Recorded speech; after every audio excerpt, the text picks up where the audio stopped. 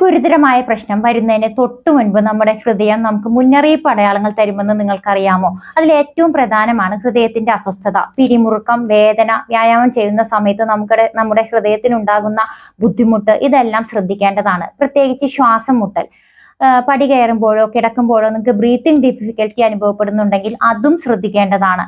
ഇതേപോലെ തന്നെ അമിതമായ ക്ഷീണം, ചെറിയൊരു വ്യായാമം അല്ലെങ്കിൽ എന്തെങ്കിലും ഒരു ജോലി ചെയ്യുന്ന സമയത്ത് നമുക്ക് അമിതമായ ക്ഷീണം വരുന്നുണ്ടെങ്കിൽ, അതേപോലെ വേദനകൾ ഇടത്ത് ഭാഗത്തോട്ട്, കയ്യിലോട്ടോ കാലിലോട്ടോ, തോളല്ല്, പുറം ഭാഗം, ഈ ഭാഗത്തോട്ടൊക്കെ വേദന സ്പ്രെഡ് ആകുന്നു, പടർന്നു പോകുന്നു എങ്കിൽ അതെല്ലാം ശ്രദ്ധിക്കേണ്ടതാണ്. ഇതെല്ലാം നമ്മളെ സഹായിക്കുന്ന നമ്മുടെ ഹൃദയത്തിന്റെ നിശബ്ദമായ കരച്ചിലായിരിക്കാം.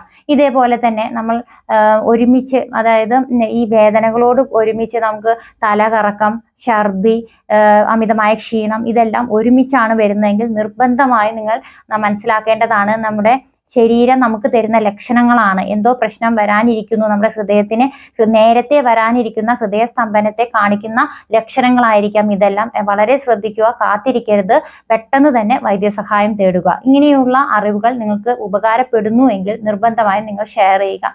താങ്ക്